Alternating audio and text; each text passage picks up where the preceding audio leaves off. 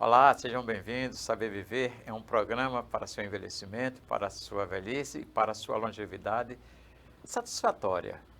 Hoje está aqui com a gente a Léa Azevedo de Castro, de 76 anos. Ela é assistente social e tem pós-graduação em assistência social em educação. E vai aqui passar para a gente todo o seu conhecimento sobre gerontologia. Ela foi membro da ANG, Associação Nacional de Gerontologia, membro e diretora em algumas etapas, né, quando ela era associada da ANG. Hoje ela não está mais associada, não é, Léa? Isso. Seja bem-vinda ao nosso programa e muito obrigado pela sua participação. Obrigada, digo eu. É um prazer muito grande, é um privilégio estar aqui hoje, a convite do meu amigo Silvestre. O privilégio é nosso, Léa. Por isso que a gente quer saber memórias, destaques que você tem assim de sua infância, da sua juventude, de sua fase adulta, e agora dessa fase do envelhecimento, que você tem 76 anos, já vivenciou muita coisa com experiência e autonomia e independência que é ímpar, que é lhe peculiar. Fala aí de como foi seu processo de envelhecimento na fase infantil, jovem, adolescente, que trouxe assim benefícios para você idosa. É claro, né, Silvestre, que quando a gente é criança, a gente não tem aquela ideia, assim, de querer envelhecer. Não tem aquela noção. Mas eu sempre fui uma criança assim. Fui uma criança privilegiada, eu diria até abençoada. Tive uma infância, uma juventude, uma adolescência abençoada. Mas eu sempre tive um olhar. Não sei se era intuição, não sei dizer o nome. Uma coisa assim, de uma simpatia pelo idoso. Eu nunca tive problema de ir visitar idosos com a minha avó, que eu morei muito tempo com a minha avó. Então, ela visitava idosos, ela levava donativos para idosos, e eu sempre acompanhava, e eu acompanhava assim, de forma prazerosa. Eu sentia prazer de fazer visita a idosos, e inclusive quando eu ia para algumas festas, participava de festas, e ou pessoas idosas que trabalhavam na casa da minha avó, da minha mãe, eu tinha um apego. Eu sempre tive, eu não sei de onde veio essa bênção, mas eu creio que de Deus. Eu tive essa simpatia, essa atração pela pessoa idosa. Nunca tive problema de conviver com idoso, de visitar idoso, seja na residência, seja em hospitais. Sempre tive assim. Eu acredito que era uma paixão mesmo. Tanto assim que, na minha prática do serviço social, eu nunca tive muita vontade de trabalhar assim com criança, com jovem. Sempre era assim, meia-idade, grupo de mães gestantes, mais para idoso, tá entendendo? Na Secretaria de Assistência Social em Novo Lino, eu trabalhei com um grupo de pessoas idosas de igreja. Na assistência social de Major Isidoro, eu também trabalhei em um grupo de pessoas idosas ligadas à igreja, sempre assim mais para o lado de idoso. Foi determinante para você ser essa idosa que você é hoje? Foi. Nos conte aí quais fatores que influenciaram. Claro que quando eu era jovem, claro que quando eu era jovem eu queria ser jovem. Mas olhava as idosas que olhava aquelas que gostavam as idosas de ficar elegante, como você as idosas que estavam na igreja me chamavam a atenção. As idosas que iam à escola levar os seus netos também me chamavam a atenção.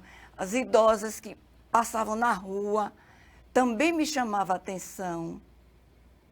Tanto assim que eu nunca tive problema de olhar um idoso, né? Eu com a faixa de 12, 13 anos, eu fui aquela adolescente que minha mãe me enviava para acompanhar os familiares que vinham para médico com criança, para visitar uma pessoa, um familiar que estava internado no hospital, já idoso, eu ia visitar. E naquela época, da Pajuçara para o Hospital dos Usineiros era uma viagem. Era uma viagem, inclusive tinha muita areia, né, porque não tinha asfalto. E eu ia com o maior prazer visitar meia-idade, visitar idosos, entendendo? E você, Nunca tive problema, não. Era prazeroso para mim conviver com idoso. me diga uma coisa, antes a gente falava muito que o idoso era ranzinza, né? Mas a ranzinzice era um fator de independência, de autonomia, era assim, de manter um respeito, vamos dizer, do jeito que era antes. O que eu quero dizer com isso?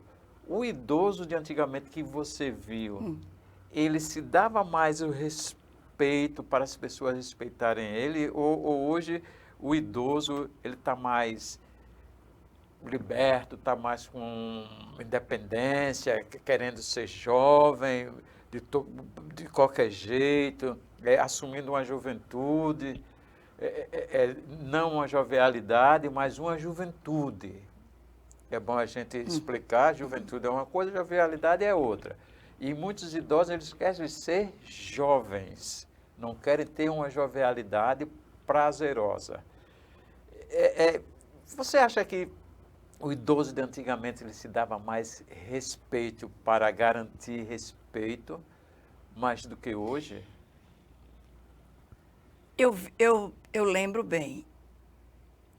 E eu lembro que era como se fossem idosos mais autênticos. Reais. Era idosos mais assumidos. Reais. E por conta disso, eles impunham respeito. Está entendendo? Eles impunham respeito. Era como se fossem idosos assim, mas conscientes de que eram idosos. Que era sábio, que era... E eram verdadeiramente experiente, sábios. né? E eram. Tanto assim que eu me sentia segura com eles.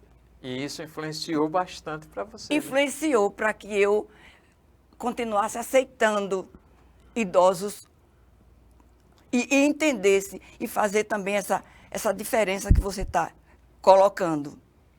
Eu estou dizendo isso porque a história da falta de respeito hoje tem conotações narrativas impressas que a falta de respeito hoje foi devido ao idoso não se dar mais respeito, não empoderar-se mais de autonomia, de independência e de sabedoria e experiência.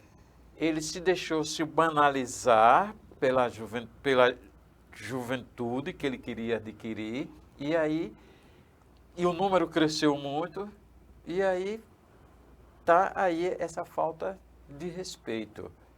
Uma falta de respeito intergeracional, institucional, como a gente chama, estrutural, e aí vai. Eles eram empoderados, mas Muito mais do que hoje. Mas eram uns empoderados, assim, educados, comedidos. Não tinha, é engraçado, não tinha estatuto do idoso e todo mundo... Isso, não era essa coisa de ser empoderados tão vaidosos a ponto de se banalizar, não era isso.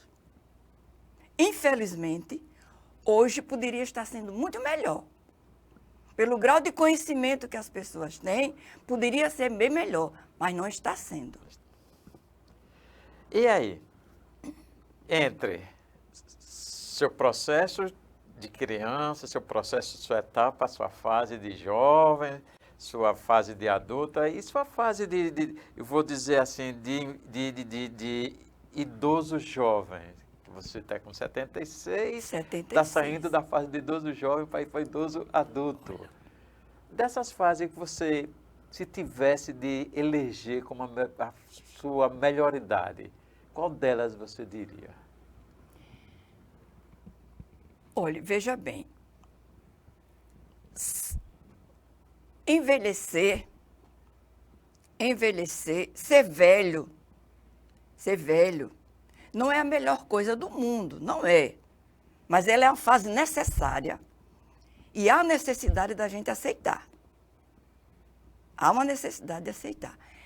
Eu, para eleger, você está me perguntando sobre a melhor fase. Entre sua fase olha, de criança, adolescente, juvenil, olha, adulto, idoso até sua primeira fase. Olha, sinceramente falando, dos meus 7 anos de idade até hoje, eu não tive uma fase ruim, não. Não. Agora, aquela fase assim, aquele brilho, aquele afã, foi dos 45, dos 45 até hoje. Dos 45 até hoje, Silvestre. Por quê? Porque o que foi que aconteceu dos 45 até hoje para ser sua melhor fase? Conhecer a realidade, saber o que é contentamento, o que é que realmente me preenche, o que é que me realiza. Ter sempre um projeto. Mesmo que seja um projetinho. Mas essa de ter sempre um projeto de vida é que dá o tchan que diz o francês, que diz o élan da coisa, entendendo? E qual é o tchan? O tchan é amizade. O tchan, Silvestre, é ter sempre procurando um grupo de amizade, novos relacionamentos. Nada de isolamento. Esse, para mim, é o tchan. Abrir o leque para novos relacionamentos. Léa, sua experiência como membro da Associação Nacional de Gerontologia de Alagoas, AANG, né? Uhum. Foi como, assim, bem ativa, militante, ativista, foi diretora de alguns departamentos. Dessa vivência, quais aprendizados e perspectivas sobre o envelhecimento do nosso Estado? Bem, eu começo dizendo, Silvestre, que a minha vivência na ANG Alagoas, ela me deu um conhecimento enorme, uma clareza sobre, porque até então eu só sabia o que era um pouco da geriatria, mas aí gerontologia não. Sabia que a questão biológica, a questão da gente ir a um profissional quando estivesse doente, eu tenho essa ideia da geriatria. Mas a gerontologia, ela me abriu o leque para ver o ser humano, a pessoa idosa, na totalidade do seu ser. Ela me abriu esse leque de conhecimento. Outra coisa foi eu saber que eu envelheci a partir do momento que eu nasci no dia 2 de março de 49.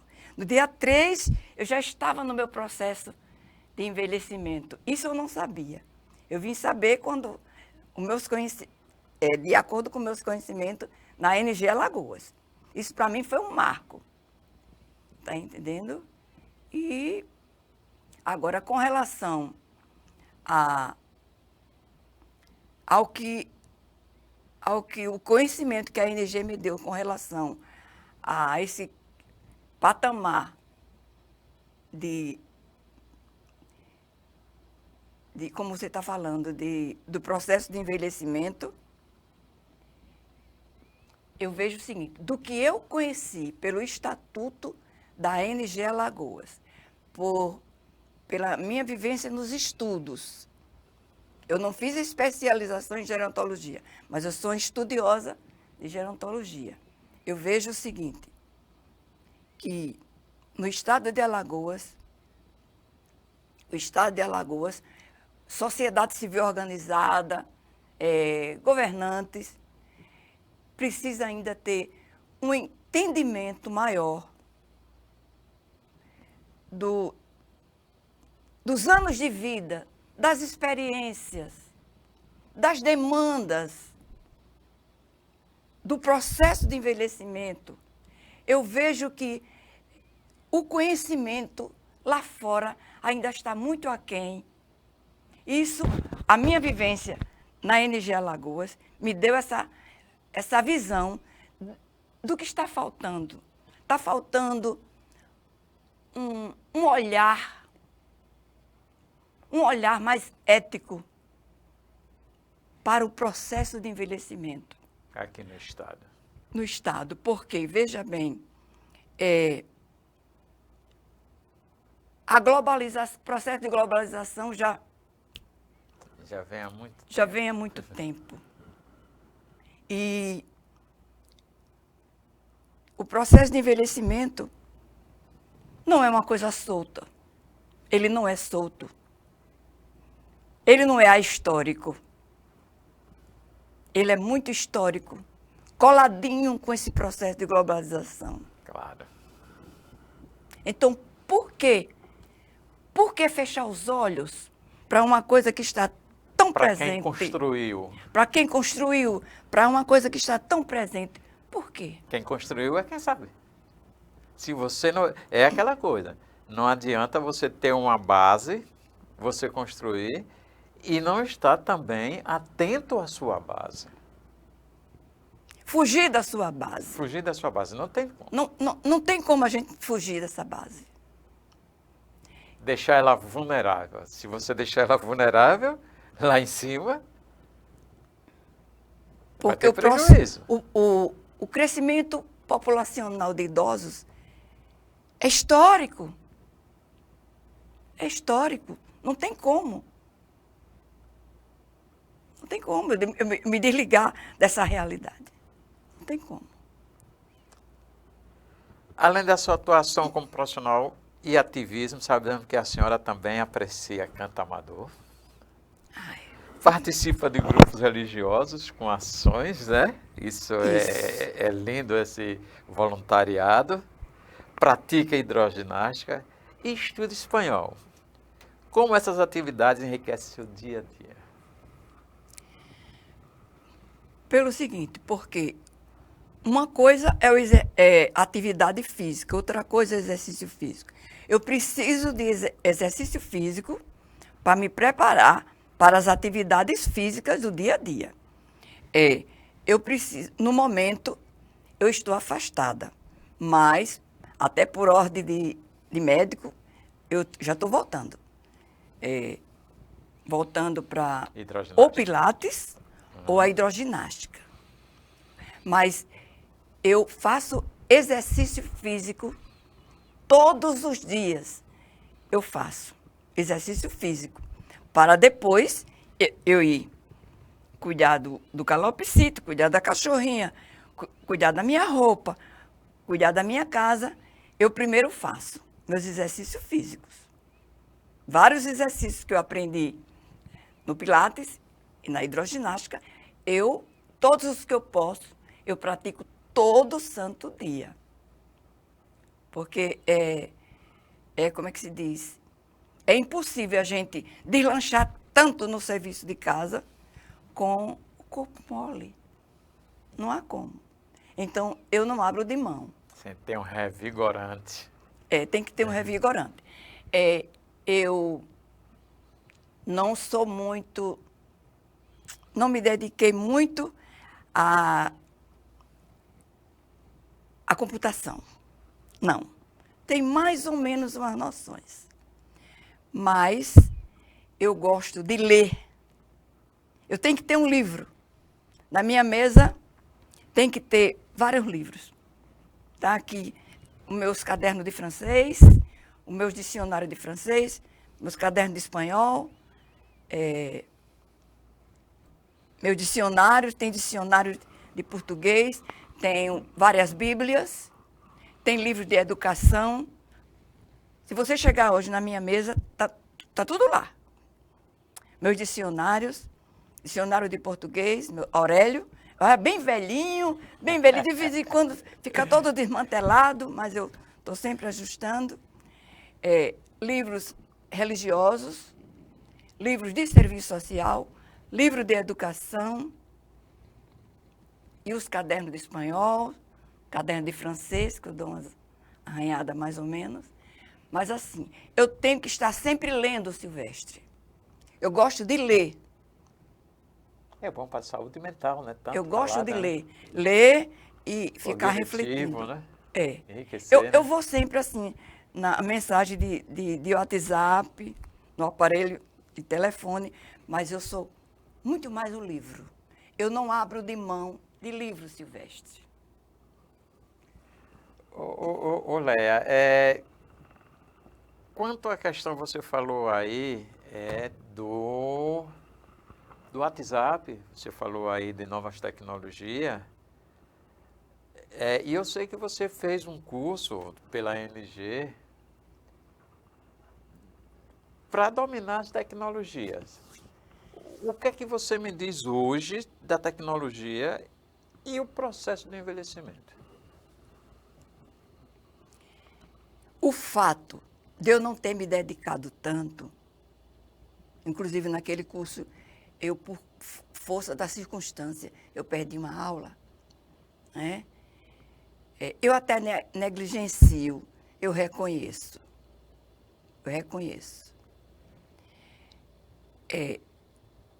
O idoso precisa. Ele precisa se atualizar. Ter uma mente mais flexível e... Ele precisa. Na parte, uma informação, uma explicação, uma música. Até segurança, né? Para ter segurança, porque tanto ele dentro de casa, como ele fora de casa, o familiar precisa se comunicar, precisa saber onde ele está, como ele está, com quem está, que hora vai voltar para casa. Eu digo porque a minha neta e a minha filha têm essa grande preocupação. Hoje mesmo, como você já... Hoje eu esqueci. O telefone ficou carregando a bateria. E eu fiquei meio perdida. Então, minha filha e minha neta não aceitam isso. Vovó, tente lembrar, vovó. Tente lembrar de carregar o seu telefone antes da senhora sair, vovó. Porque a gente precisa saber onde a senhora está e como a senhora está. E eles têm razão. Com certeza. Mas eu vou fazer esse exercício de deixá-los menos preocupados. Léa, você está falando aí, eu conheço, que você tem uma família bem intergeracionalizada. Como é que você lida com isso? Olha, Silvestre, minha família, a família da minha mãe, do meu pai, família grande, complexa, né? Família complexa. E agora, a minha família mais restrita, no caso, eu tenho 3 filhos adultos, 3 netas, mas assim, como você já falou, o WhatsApp, ele tem servido muito em todas as questões. Tanto na questão da preocupação, como na questão de resolver um problema de saúde, um inventário, uma confusãozinha de família também, um bate-papo mais quente. Ele é decisivo. Esse aparelho tem resolvido a de convir. É sua independência e sua autonomia. Isso. É independência, não adianta negar. é a independência. Ainda tem alguns membros da família que estão resistindo. Mas quem já está um pouco mais avançado está puxando os outros. Porque realmente é o mínimo que a gente pode ter. Aquele aparelho que é tão pequeno, tão fácil de andar com ele na bolsa, não é? E eu reconheço. Agora, Silvestre, o que me deixa assim, que você nem perguntou. O que é? O que me deixa assim, bem caidinha, bem concentradazinha, é a minha máquina de costura. Oh, me conte aí pra É gente. minha amiga. Você é Ô, costureira de mão Silvestre. cheia? Não, Silvestre, eu já fui, né? Antes de ser assistente social, era o meu grande sonho, meu maior sonho, era ser uma grande estilista, uma grande costureira. E costurei já costurei bem, mas como meu pai exigia que nós fôssemos intelectuais, e o curso de serviço social era muito, muito puxado, muito intenso, eu precisava estudar muito, e aí eu negligenciei a questão do corte e costura, que é uma frustração para mim. Eu costurei bastante, mas não corto mais. Mas tudo que eu possa ajeitar, eu faço. Então, quando eu estou sentada diante da minha máquina, tão velhinha já, quando eu estou sentada lá, reformando as minhas roupas, as roupas da família, eu me sinto realizada. Então você é de mão cheia, de Eu coração me sinto realizada. enorme. Eu me sinto realizada, que às vezes o pezinho direito tem que ficar parado e eu apertando o motorzinho lá, sabe?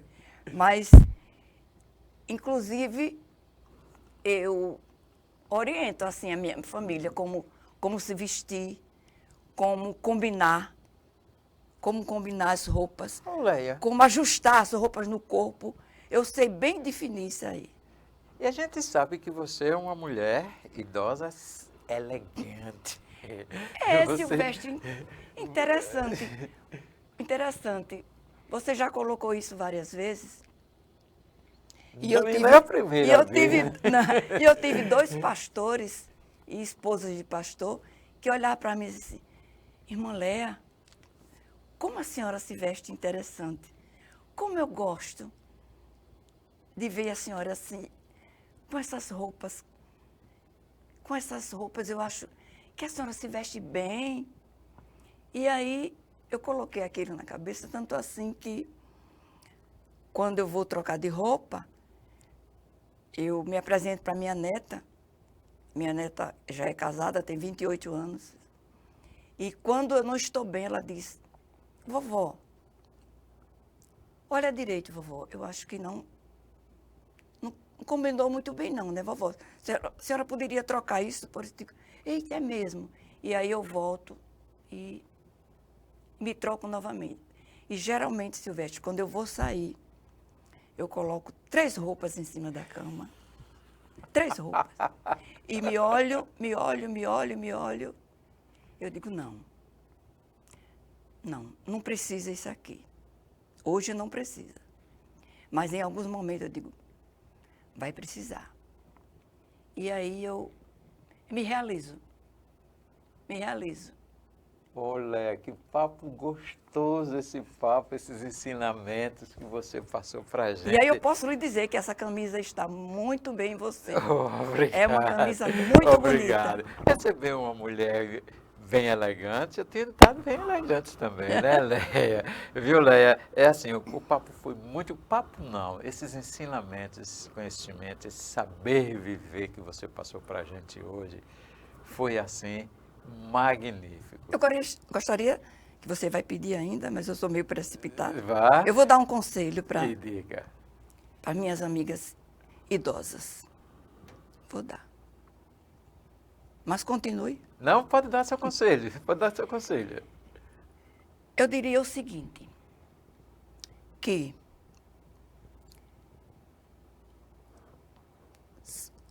as portas, com certeza, né, para as pessoas idosas, que as portas da juventude, as portas da mocidade, que já fecharam, que elas tenham um outro olhar. E uma chave. Elas tenham agora a capacidade. Se as portas da juventude fecharam, com certeza fecharam. Porque não existe elixir para ficar mais jovem. Com certeza. Que elas possam, eu, você e elas possam abrir janelas. Janelas para um autoconhecimento, janela da autoajuda, janela de novos relacionamentos e a janela do contentamento de que elas são hoje.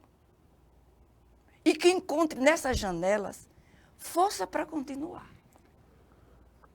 Poxa, Léa, você concluiu a nossa aula de hoje magnificamente. Fiquei encantado.